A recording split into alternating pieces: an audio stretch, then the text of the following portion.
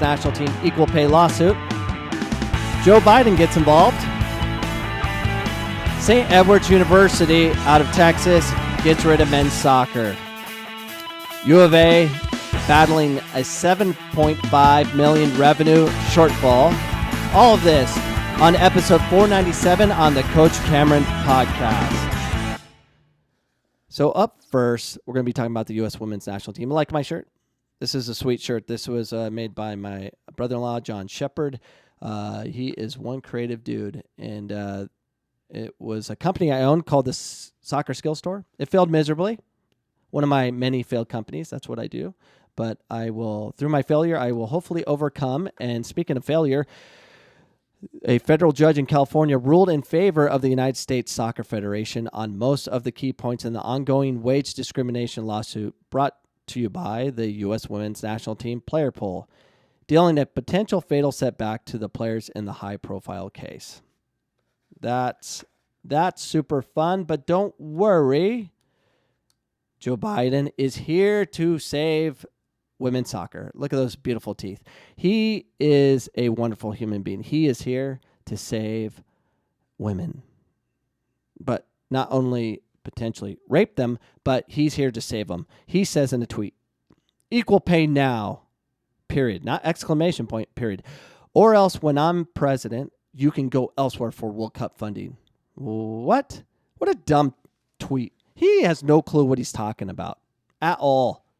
It's a problem. He doesn't know what he's talking about.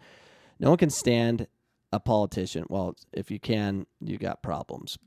Big problems. Oh, what's going on? We got Medulla Oblongata here to help us. Medulla Oblongata in the house. What up? How are you doing, buddy? Thanks for coming on. Well, thank you. How are you?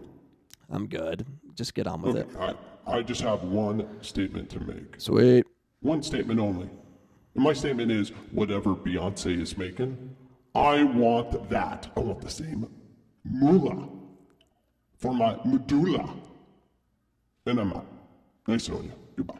Oh, okay. All right. Well, thanks, Medulla. He's a good friend of mine that's always trying to interject his thoughts, and we try to keep his medulla oblongata out of here, but I can't control that guy half the time. But back to U.S. women's football. They say U.S. women's football team pledged to continue equal pay fight. And the final word is fight. We have to stop fighting. It doesn't help. When you try to fight through force, meaning we're going to go to a lawsuit, we're going to make them give you what you want. And I get a lot of people enjoy that, like making people stay inside and take away their freedoms. Oh, it's about lives matter. I'm like, okay. You have to see everything, what's going on. You can't force. It doesn't work. Some like people being forced, being told what they do as they enjoy whatever comforts they have, while others suffer. It doesn't work, people. It doesn't work at all. There's going to be resistance. This whole shutdown we're going through with small business, Costco's going nuts. Don't worry, we wear masks on Monday in Arizona anyways. Walmart. So, I mean, everyone's congregating. People are having parties and stuff, and they're on their little... They're still socializing. We haven't stopped anything. It hasn't changed anything. Whatever the coronavirus is going to be, it's going to go through that no matter what. We're slowing it down. I thought the whole point of this was to slow the spread, which we did. And apparently it's not slow enough. So I just think this whole thing where states just need to govern themselves in a way that they're not pressured by New York or some other place. It's not the same. We're not the same. But whatever, I shouldn't be talking about because I don't have enough information. None of us do. Because if you think you know, that I know, that you know, that I know, no one knows anything. We don't. I'm not going to claim I know this. I'm frustrated. And it's frustrating. Pay attention to the past. People will rise up.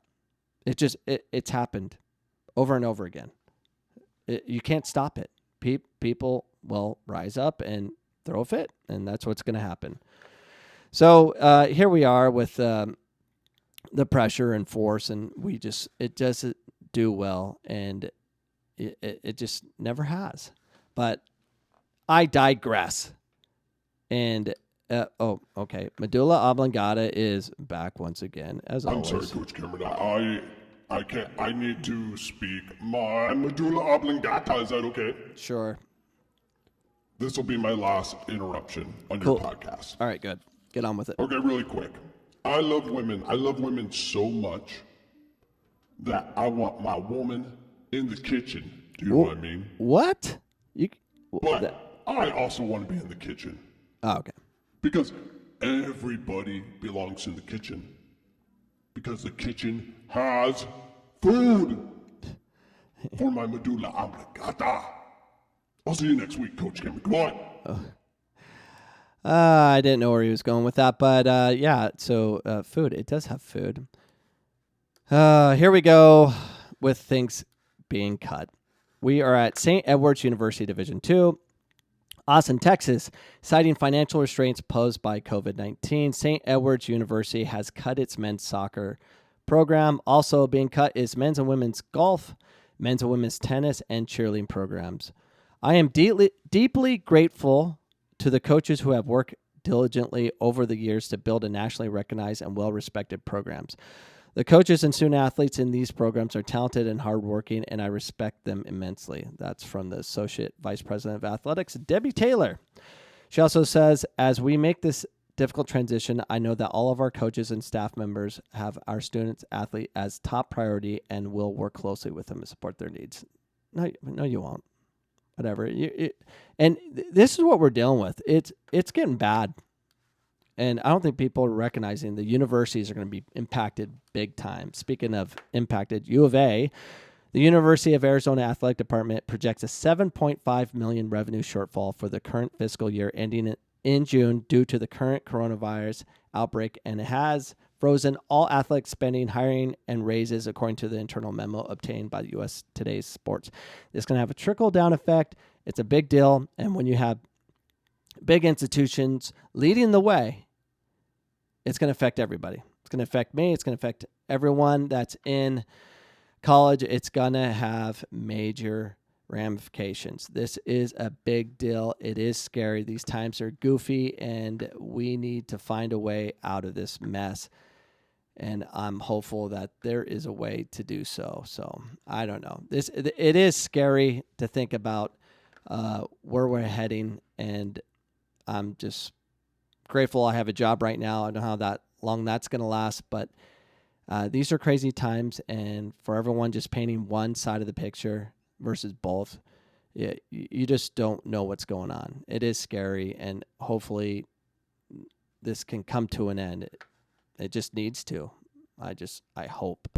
So anyways, thanks for joining me on this Saturday on the Coach Cameron podcast. I hope you enjoyed it, and I'm hopeful that you guys are healthy, you're staying safe, and you find a way through this and financially make it. Hopefully, mentally you can make it. Speaking of mentally, do the Wim Hof. Take a cold shower. That's what I'm going to do. I'm going to run 5K today as well because I'm a man or female warrior, whatever you want to call it. I am out. I'll see you guys on Monday. Taking tomorrow off.